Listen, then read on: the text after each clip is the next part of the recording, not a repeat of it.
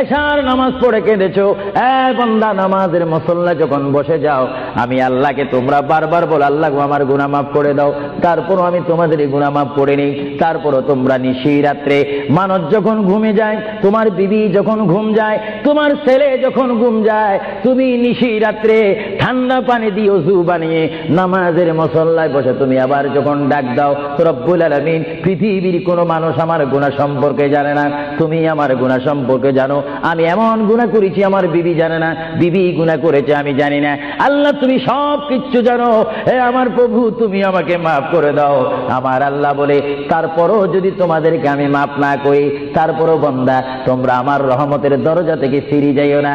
আমি তোমাদেরকে হুকুম দিচ্ছি, ওয়ালাউ আন্নাহুম ইয যালামু আনফুসাহুম জাউকা, বান্দারে যদি গুনাহ করে ফেলো আমার রহমত থেকে মুখ ফিরিয়ে তুমি চলে যাইও না।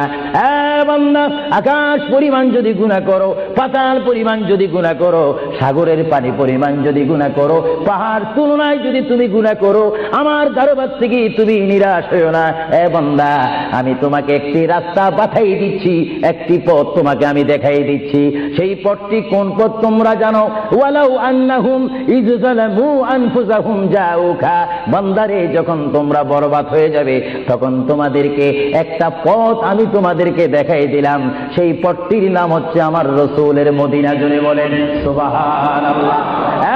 বান্দা আমার নবীর দরবার গিয়ে কেঁদে কেঁদে তোমরা বলো ইয়া রাসূলুল্লাহ, ইয়া হাবিবাল্লাহ, আয়াকা ইয়া রাসূলুল্লাহ।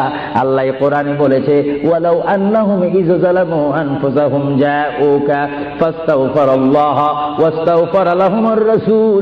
আল্লাহ বলেছে হে বান্দা তোমরা ডানে